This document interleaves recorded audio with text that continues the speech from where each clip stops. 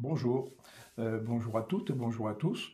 Merci d'être là, plus particulièrement à ceux qui me restent fidèles, le noyau dur de ceux qui visionnent ces vidéos. Encore merci. Alors, on en est à la vidéo numéro 17. Alors la 16, la précédente, on y parlait beaucoup de la simulation et on avait vu comment la simulation peut intervenir dans le résultat final des matchs, voire même sur le résultat final du championnat. Surtout quand on a dans ses rangs un champion du monde de la simulation et à la fois champion du monde des tirs directs à 25 mètres des buts. On n'y revient pas, on continue et on passera au chapitre suivant.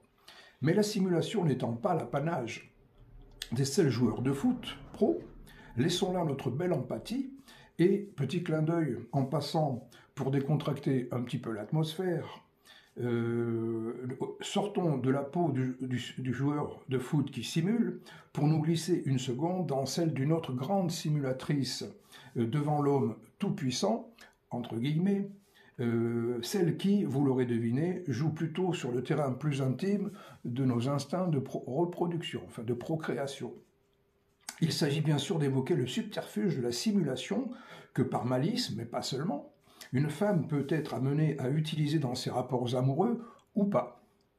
Je vous laisserai le soin d'identifier par vous-même quelles autres raisons pourrait avoir une femme de feindre les effets des plaisirs de l'amour, sans oublier d'identifier par la même occasion les raisons que pourraient avoir les hommes de la comprendre et de la respecter.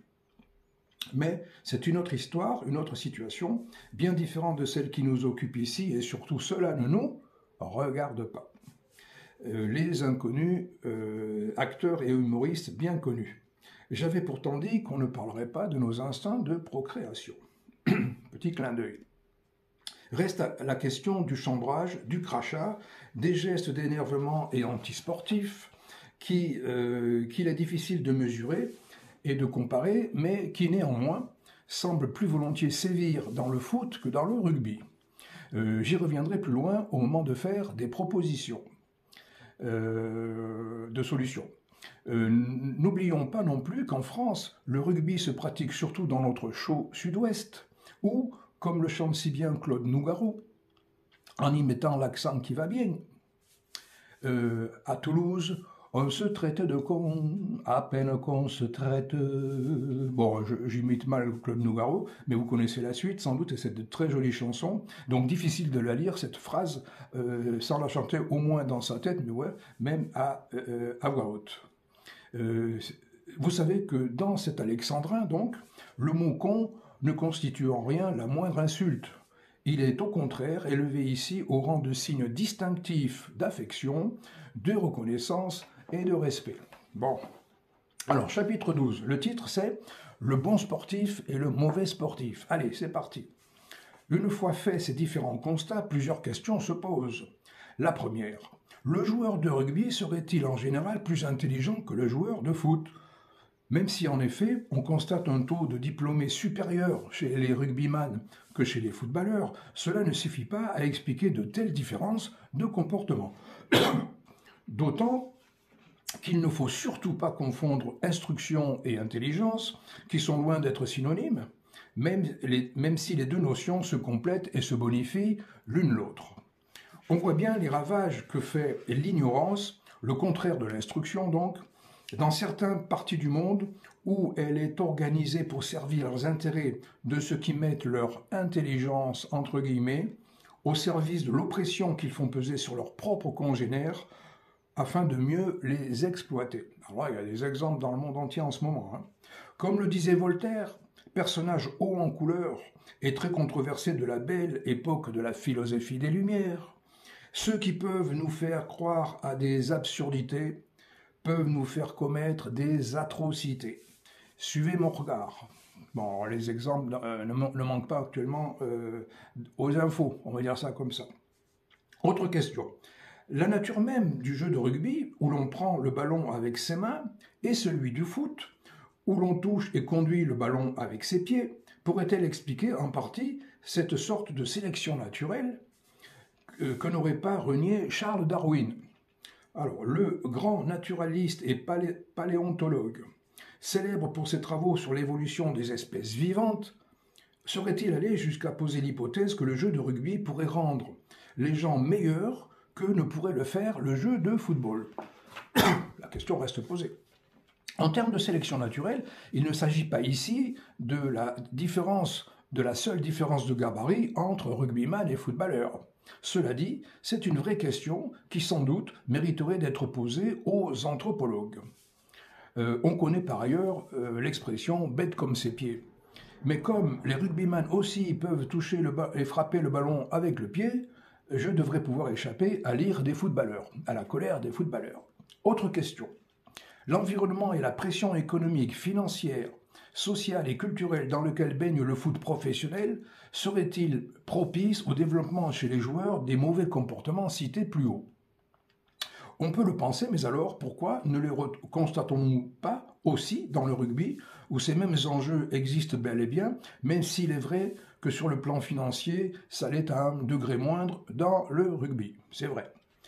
Force est de le constater, aucune de ces questions ne semble déboucher sur des réponses satisfaisantes. Mais alors, quelle est la seule vraie question dont la réponse pourrait expliquer les mauvais comportements des footballeurs? Si n'est responsable du problème ni l'intelligence des joueurs, ni la nature de ce sport, ni même l'environnement dans lequel il évolue, alors quelle question pourrait nous donner la bonne réponse? La seule qui n'ait pas encore été posée est tout simplement la suivante. Les règles du jeu de football seraient-elles indirectement responsables des mauvais comportements des joueurs? Ah, point d'interrogation. Avant de répondre, souvenons-nous de ce qu'en disait plus haut notre ami l'extraterrestre. Ben oui, de temps en temps, il faut écouter ce que disent les extraterrestres. Hein. En ce qui concerne la simulation, surtout dans le football où les règles de ce jeu s'y prêtent plus qu'ailleurs, il s'agit pour les sportifs qui la pratiquent d'une sorte de sport dans le sport, de figure de style libre, une véritable institution, une règle tacite mais de fait, dont les joueurs sont les acteurs visibles, mais pas les véritables responsables, souvenez-vous. Compte tenu de tout ce qui a été dit par ailleurs, la réponse est donc oui.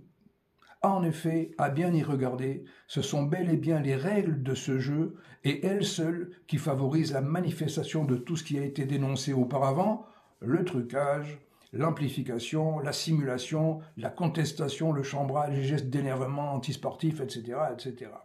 Pour être plus clair, on va dire que même si elles convoquent aussi ce qu'il y a de meilleur en nous, les règles du foot favorisent plutôt, malheureusement, dans le milieu professionnel en particulier, l'émergence de ce qu'il y a de pire en nous, sur le terrain, comme dans les tribunes, ainsi qu'à l'extérieur des stades, ce qui n'est pas le cas dans le rugby.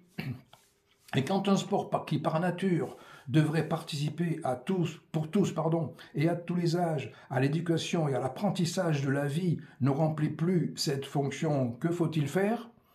Eh bien, il faut tout simplement en changer les règles, comme cela se fait d'ailleurs très régulièrement dans le rugby. Le sport comme école de la vie et le rugby comme école du vivre ensemble.